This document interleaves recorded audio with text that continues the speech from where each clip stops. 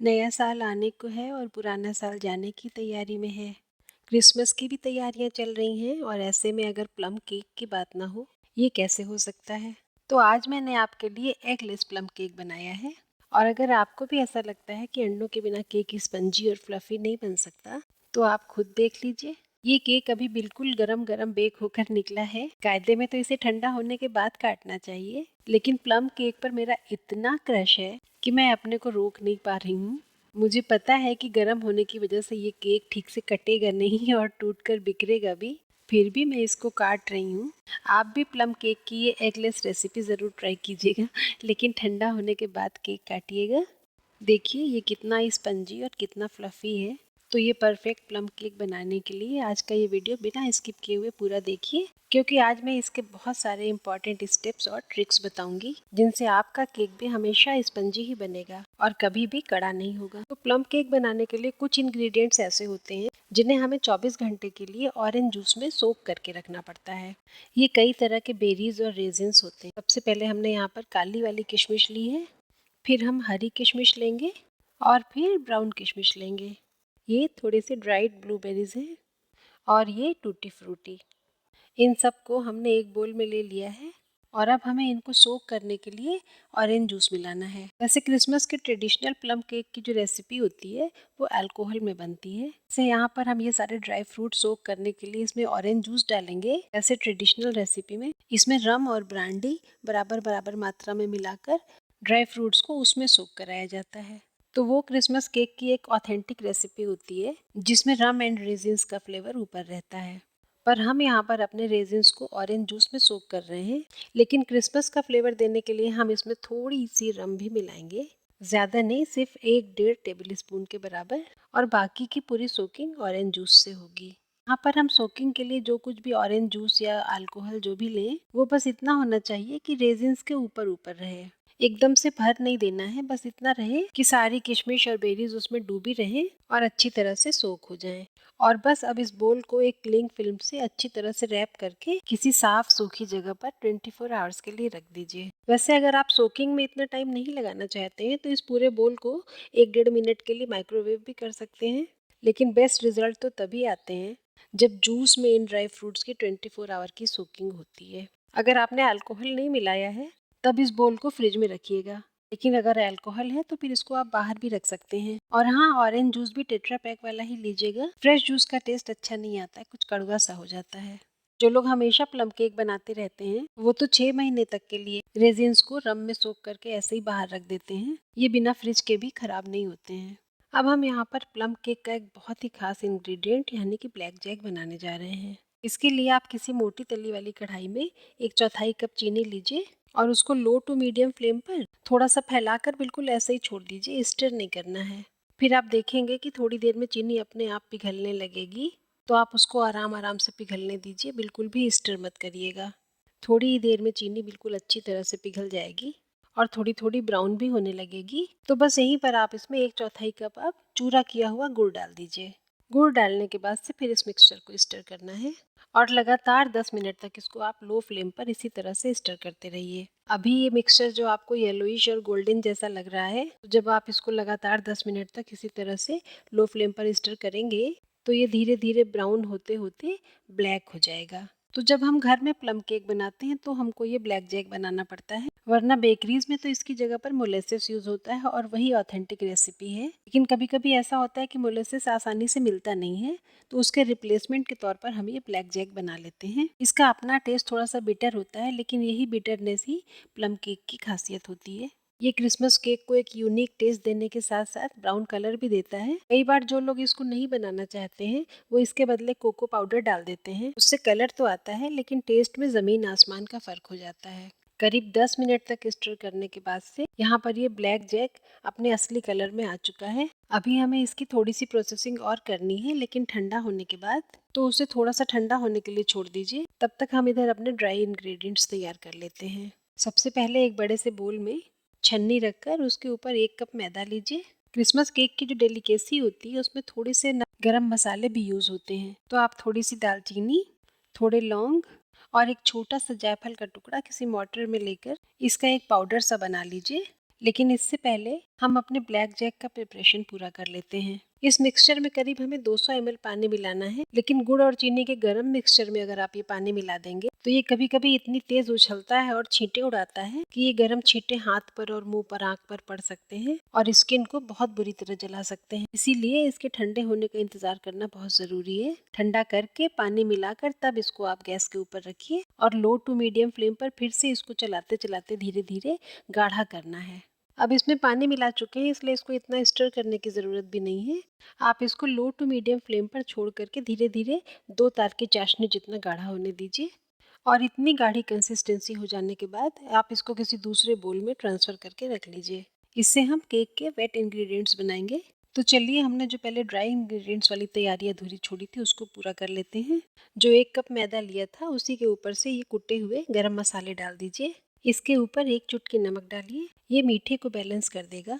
फिर 1 teaspoon baking powder डालिए, फिर आधा टीस्पून बेकिंग सोडा और इन सारी चीज़ों को अच्छी तरह से सिफ्ट कर लीजिए, यानी कि छान लीजिए। इससे एक तो ये सारी चीज़ें अच्छी तरह मिक्स हो जाती हैं और किसी तरह की कोई गांठ भी नहीं रह जाती। ये तो हो गए हमारे ड्राई इंग्रेडिएंट्स। वेट इंग्रेडिएंट्स के लिए आप एक मोटी तली की कढ़ाई लीजिए और उसमें ऑरेंज जूस ले लीजिए। फ्लेम लो टू मीडियम ही रहेगी। अब आप इसमें बटर ऐड कर दीजिए। बटर सॉल्टेड या प्लेन कोई भी हो सकता है। बटर को ऑरेंज जूस में पिघलने दीजिए और अब हम इसमें ब्राउन शुगर ऐड करेंगे। ब्राउन शुगर थोड़ी कम रिफाइंड होती है ना, तो इससे प्लम केक की वो मीठी सी बिटरनेस बनी रहती है। बटर पिघल जाने पर आप इसमें वो पूरा का पूरा ब्लैक जैक जो बनाया था वो सब डाल दीजिए। सब कुछ मेज़र किया हुआ है तो इसलिए पूरा डाल दीजिएगा। यहाँ तक कि जो कटोरी में चिपक गया है उसको भी आप ये गरम जूस का मिक्सचर डाल करके अच्छी तरह से निकाल लीजिए। इसको लो फ्लेम पर बस 2 मिनट बॉईल करके फ्लेम ऑफ कर दीजिए। और अब बारी आती है इन ड्राई फ्रूट्स की जो हमने कल से भिगो के रखे हुए हैं। इनका क्लिंग रैप खोल कर देखिए ये कितना ज़्यादा सोक हो चुके हैं और इनका साइज़ और इनका वेट भी काफ़ी बढ़ चुका है। इसे हमको बैटर में मिलाना है, लेकिन पहले हम इनका जूस छान लेंगे। और ये जो जूस नीचे बच गया है ये अभी आगे काम आएगा। ये चलनी के ऊपर वाले ड्राई फ्रूट सारे कढ़ाई के मिक्सचर में डाल दीजिए और अब हम इनमें 1-2 चीज़ें और मिलाएंगे। तो ये थोड़े से कटे हुए बादाम ऐड कर दीजिए। अखरोट भी हैं, लेकिन अखरोट अभी नहीं, बाद में डालेंगे। ये हमने करीब 1 इंच अदरक का टुकड़ा ग्रेट करके रखा है। इसको हम छन्नी के ऊपर ऐसा दबाएंगे कि इसका सारा जूस निकल करके सब इस मिक्सचर में मिल जाएगा। आप इसकी जगह पर यहाँ पर आधा चम्मच सोट पाउडर भी डाल सकते हैं। और अब हम इसमें नींबू का छिलका भी ग्रेट करके डालेंगे। इसको लेमन जेस्ट कहते हैं और इससे केक में एक बड़ा ही प्यारा सा तीखा टेस्ट आता है। इसके लिए आप एक सॉलिड नींबू को मिक्सचर के ऊपर इस तरह से ग्रेट करिए कि सिर्फ हरा वाला पार्ट ग्रेट हो, वाइट पार्ट बिल्कुल भी ना आने पाए, वरना उससे फिर कड़वा टेस्ट आ जाएगा। आप चाहें तो लेमन जेस्ट के साथ साथ ऑरेंज जेस्ट भी डाल सकते हैं। मैं अभी यहाँ पर सिर्फ लेमन जेस्ट डाल रही हूँ। अब आप इस मिक्सचर में आधा कप फ्रेश दही डालिए, जो कि अंडों का रिप्लेसमेंट है। अगर आप दही ना डालना चाहें तो इतना ही कंडेंस्ड मिल्क भी डाल सकते हैं। अब इसमें 1 चम्मच वनीला एसेंस भी डाल दीजिए और इस मिक्सचर को बहुत अच्छी तरह मिक्स कर लीजिए कि दही के बिल्कुल भी लम्स ना दिखाई दें।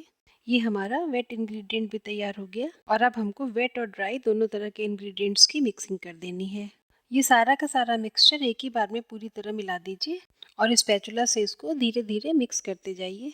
इसमें बहुत सारे ड्राई फ्रूट्स और रेजिन्स और बेरीज मिले हुए हैं, इसलिए आपको ये धीरे धीरे मिक्स करते रहना होगा। और शुरू शुरू में ये काफ़ी सूखा लगेगा क्योंकि रेजिन्स ने जूस को सोक किया हुआ है, तो ये सोकिंग हर बार अलग अलग तरह से होती है। आप एक बार में नहीं अंदाज लगा पाएंगे कि कितना जूस इसमें सोक्ड है। तो इसीलिए हमने जो ये बचा हुआ जूस था इसको रखा हुआ था कि थोड़ा थोड़ा करके मिलाएंगे, जिससे ये जो बैटर सूखा सूखा लग रहा है वो धीरे धीरे मिक्स करने पर डिज़ायरेबल कंसिस्टेंसी में आएगा।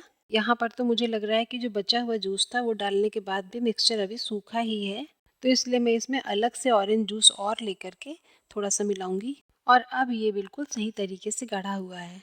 आप थोड़ा सा बैटर ले करके इस तरह से गिरा कर देखिए, ना बहुत गाढ़ा है ना पतला है, बस इस तरह से गाढ़ा गाढ़ा बैटर ड्रॉप होने लगे, इतनी ही कंसिस्टेंसी होनी चाहिए।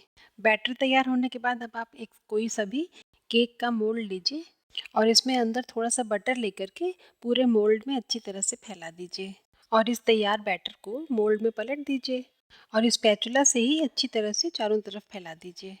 हाथों से हल्का हल्का थपथपा भी दीजिए ताकि जो एक्स्ट्रा एयर बबल्स वगैरह हों निकल जाएं। इसको थोड़ा सा ड्राइड क्रैनबेरी से डेकोरेट कीजिए तो एक रेड सा कलर आता है, बड़ा अच्छा लगता है। थोड़ी सी टूटी फ्रूटी डाल दीजिए और ये जो हमने पहले से अखरोट काट कर रखे हुए थे, इनसे भी केक को सजा दीजिए। और इसके बाद 180 डिग्री के प्री हीटेड अवन में मैंने इस केक को 1 घंटे तक बेक किया है, जिसका वीडियो रिकॉर्ड ना कर पाने के लिए मैं आपसे बहुत बहुत माफ़ी चाहती हूँ। और 1 घंटे की बेकिंग के बाद अब मैं केक को अवन से बाहर निकाल रही हूँ। आप देखिए कि ये केक पहले से कितना ज़्यादा फूल गया है और टेक्सचर से लग रहा है कि ये बेक भी हो चुका है। फिर भी नाइफ टेस्ट कर लेते हैं। ये देखिए नाइफ भी बिल्कुल सूखी हुई निकल आई, यानी कि केक हमारा अब बिल्कुल बेक होकर के तैयार है। प्लम केक एक ऐसा केक है जिसके लिए मैं अपने आप को बिल्कुल भी रोक नहीं पाती हूँ। इसको किनारों से स्क्रैप करके किसी प्लेट में निकालना है और ये काम हमेशा ठंडा होने के बाद ही करना चाहिए। लेकिन मैंने गरम केक में ही काम शुरू कर दिया है। मुझे पता है कि ये केक इतना सॉफ्ट है कि ये टूटेगा, फटेगा, लेकिन फिर भी मैं अपने आप को रोक नहीं पा रही हूँ। आप खुद इसका टेक्सचर देखिए, कलर देखिए। अगर सच में आपको अच्छा लग रहा हो तो वीडियो लाइक कर दीजिएगा। मेरा चैनल तो आप सब्सक्राइब कर ही चुके हैं, नहीं किया है तो अब कर दीजिए, क्या ही बुरा है। और मोल्ड के ऊपर एक बड़ी प्लेट रख करके इस तरह से मैंने केक को हल्का सा थपथपा करके निकाल लिया है। अभी तो हमें इसकी बैक साइड दिखाई दे रही है। इसके ऊपर एक दूसरी प्लेट रख करके इसको मैं सीधा कर लूँगी। आप जब भी ये काम करिएगा तो हमेशा केक के ठंडे हो जाने के बाद करिएगा। गरम केक उठाने में इस तरह से टूटने का डर रहता है। अब मैं ये केक काट कर आपको अंदर से भी दिखा देती हूँ कि ये कितना ज़्यादा स्पंजी है। लेकिन बात फिर वही है कि केक अगर ठंडा होता तो इसके पीसेस ज़्यादा अच्छी तरह से कट जाते। अभी गर्म है इसलिए इतनी शार्पली कट नहीं रहा है, लेकिन मैं अपने आप को रोक नहीं सकती। जब आप खुद इस केक को बनाएंगे तो आप समझ पाएंगे कि फिर अपने आप को रोकना कितना मुश्किल है। आप एक पीस देखिए कितना स्पंजी है और इसकी जो प्यारी सी खुशबू पूरे घर में फैली हुई है। जब आप बनाएंगे तो आपके घर में भी फैलेगी। तो फिर इसी हफ्ते क्रिसमस भी आने वाला है, जल्दी से आप प्लम केक बना डालिए। आप मुझे कमेंट करके ज़रूर बताइएगा कि प्लम केक बनाना आपको कैसा लगा और खाने में कैसा लगा, ये भी ज़रूर से बताइएगा। आपके कमेंट्स आते हैं तो मुझे बहुत बहुत अच्छा लगता है और बहुत इंतज़ार रहता है। मिलते हैं नेक्स्ट वीडियो में। Bye bye and take care.